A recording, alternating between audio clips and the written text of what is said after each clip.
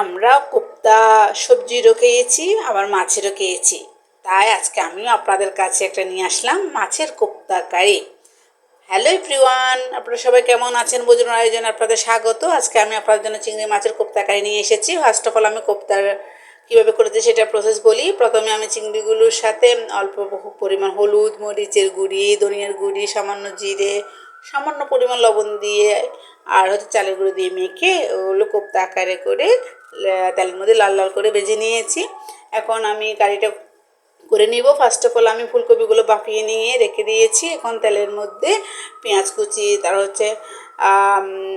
আদা আর যে রসুনের পেস্ট দিয়ে ভালো কষিয়ে নিয়েছি। এখন আমি কেটে রাখা নতুন আলু আর শিমগুলো দিয়ে ভালো করে ভেজে নিচ্ছি। এখন আমি পরিমাণ মতো হলুদের গুঁড়ি, মরিচের গুঁড়ি, ধনিয়ার গুঁড়ি, তারপর জিরের গুঁড়ি দিয়ে ভালো করে কষাই নিচ্ছি। দেখতে পাচ্ছেন আমার কষানোটা কেমন হচ্ছে।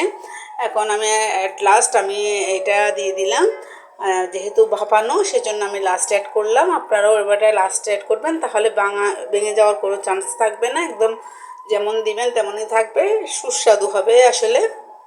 এখন আমি পরিমাণ জল দিয়ে দিয়েছি। আপনারা ভালোভাবে বুঝে শুনে জল দিবেন, যেহেতু আমরা কোপ্তা দিব। কোপ্তা কিছু পরিমাণ জল সোক করে নেবে, সেজন্য ওভাবে বুঝে শুনে দিবেন। আবার অতিরিক্ত দিতে যাবেন না, একটু গামাখা গামাখা রাখবেন আর কি।